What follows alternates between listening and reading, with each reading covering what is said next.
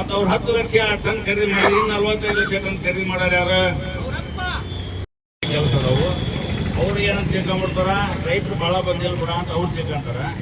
ಈಗ ನಾವು ಒಬ್ಬ ರೈತರು ಬಂದವಿ ಅಂದ್ರೆ 1,000 ಜನ ಬಂದಂಗೆ. ಯಾಕಂದ್ರೆ ನಮ್ಮ ರೈತರಿಗೆ ಕೆಲಸದ ಒತ್ತಡ ಹಂಗೈತಿ.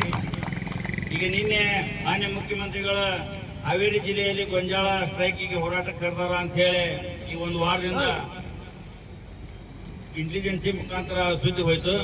ಅವಾಗ ಮಾನ್ಯ ಮುಖ್ಯಮಂತ್ರಿಗಳ ನಿನ್ನೆ ಒಂದು ಮೀಟಿಂಗ್ ಕರೆದಂಗೆ ಮಾಡಿ ಅದಕ್ಕೆ ರೈತರ ಮೂತಿ ತುಪ್ಪ ಹಚ್ಚೋ ಕೆಲಸ ಮಾಡ್ಯಾರ. ಹೆಂಗಂದ್ರೆ 24 ರೂಪಾಯಿ ರೇಟ್ ಕೇಂದ್ರ ಸರ್ಕಾರ ಮಾಡಿದ್ದೆ, ಆ ಕೇಂದ್ರ ಸರ್ಕಾರದಂತ ನಾವು ಖರೀದಿ ಮಾಡ್ತೀವಿ ಅಂತ ಹೇಳ್ಯಾರ. ಆದ್ರೆ ಅದರಲ್ಲಿ ಬಹಳ ಮೋಸ ಐತಿ, ನಮ್ಗೆ ಗೊತ್ತಾಕತಿ. ಈಗ 24 ರೂಪಾಯಿ ಇವ್ರು ಖರೀದಿ ಮಾಡಾಕ್ತಾರಲ್ಲ, ಅವರ ಮುಖ್ಯಮಂತ್ರಿಗಳೇ ಹೇಳ್ತಾರ 10 ಲಕ್ಷ ಮೆಟ್ರಿಕ್ ಟನ್ ಅಷ್ಟು ಖರೀದಿ ಮಾಡ್ತೇವೆ ಅಂತ ಹೇಳ್ತಾರ. ಮತ್ತು ಇನ್ನೊಂದು ಕಡೆ ಹೇಳ್ತಾರ 55 ಲಕ್ಷ ಮೆಟ್ರಿಕ್ ಟನ್ ನಮ್ಮ ಕರ್ನಾಟಕದಲ್ಲಿ ಗೊಂಜಾಳ ಬೆಳೆದಾರ ಅಂತ ಹೇಳ್ತಾರ. ಮತ್ತು ಅವ್ರು 10 ಲಕ್ಷ ಟನ್ ಖರೀದಿ ಮಾಡಿ 45 ಲಕ್ಷ ಟನ್ ಖರೀದಿ ಮಾಡ್ಯಾರ ಯಾರು. ಹಿಂಗಾಗಿ ರಾಜ್ಯ ಸರ್ಕಾರ ಬರೀ ಮೋಸ ಮಾಡ್ತಾ ಹೊಂಟೈತಿ. ರಾಜ್ಯ ಸರ್ಕಾರ ಆಗಲಿ ಕೇಂದ್ರ ಸರ್ಕಾರ ಆಗಲಿ, ಕೇಂದ್ರ ಸರ್ಕಾರನೇ ಹಿಂಗ ಈಗ ಕಬ್ಬಿನ ಇಳುವರಿ ಬಗ್ಗೆ ದರ ರಿಕವರಿ ಬಗ್ಗೆ ಅವರು ಕೇಂದ್ರ ಸರ್ಕಾರ ಮೋಸ ಮಾಡ್ತದೆ. ಕೇಂದ್ರ ಸರ್ಕಾರ ದರ ನಿಗದಿ ಮಾಡ್ಬೇಕಾದ್ರೆ ನಮ್ಮ ರೈತ ಮುಖಂಡರನ್ನ ಕರೆದು ರೈತ ಮುಖಂಡರಿಗೆ ಕಟ್ಟು ವ್ಯವಸ್ಥೆ ಎಷ್ಟು ಬರ್ತೈತಿ ಏನು ಅನ್ನೋದು ಮಾಹಿತಿ ತಗೊಂಡು ಅದನ್ನ ದರ ಫಿಕ್ಸ್ ಮಾಡ್ಬೇಕು. ಅದನ್ನೆಲ್ಲ ಬಿಡ್ತಾರ, ತಮ್ಮ ತಿಳ್ದಂಗೆ ತಾವು ಮಾಡ್ತಾರ.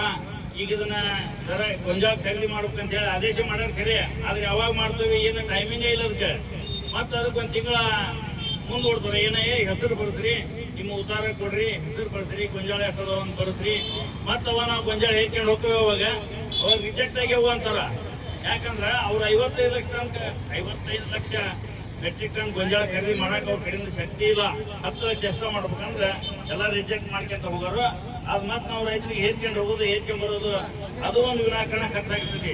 ನಾವು ರೈತರು ಅದನ್ನೇ ಎಚ್ಚೆತ್ಕೊಂಡು ಈ ರಾಜ್ಯ ಸರ್ಕಾರ ಆಗಲಿ ಕೇಂದ್ರ ಸರ್ಕಾರ ಆಗಲಿ ಇವ್ರ ಅಧಿಕಾರ ಬರೋ ಮಠ ರೈತರು ಅಂತಾರ. ನಮ್ಮ ಕೈಯಾಗಿ ಅವಾಗ ಅಧಿಕಾರ ಸಿಕ್ತು ಅವಾಗ ರೈತರನ್ನು ಹೊಳೆ ನೋಡಲ್ಲ, ಯಾರು ನೋಡಲ್ಲ.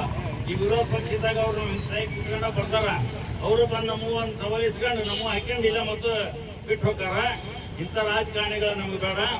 ಜಿಲ್ಲೆಯಲ್ಲಿ 6 ಮಂದಿ ಕಾಂಗ್ರೆಸ್ ಶಾಸಕರವರ ಜಿಲ್ಲೆಯ ಬಗ್ಗೆ ಒಂದು ಸ್ವಲ್ಪ ರೈತರ ಬಗ್ಗೆ ಕಾಳಜಿ ವಹಿಸಬೇಕು. ನಾನು ಶಾಸಕರಲ್ಲಿ ವಿನಂತಿ ಮಾಡ್ಕೊಳ್ತಾ ಇದ್ದೀನಿ, ನೀವು ಬರೀ ಅಧಿಕಾರಿ ಶಾಸಕರಲ್ಲ, ನೀವು ರೈತರಿಗೆ ಒಳ್ಳೇದು ಮಾಡಿದ್ರೆ ಮತ್ತು ಮುಂದಿನ ದಿನಮಾನಗಳಲ್ಲಿ ನೀವೇ ಬರ್ಬೋದು. ಆದ್ರೆ ರೈತರಿಗೆ ಬೆನ್ನಿಗೆ ನಿಂತು ರೈತರಿಗೆ ಒಳ್ಳೇದು ಮಾಡಲಿ ಅಂತ ಹೇಳಿ ನಾನು 6 ಮಂದಿ ಶಾಸಕರಲ್ಲಿ ವಿನಂತಿ ಮಾಡ್ಕೊಳ್ತಾ ಇದ್ದೀನಿ.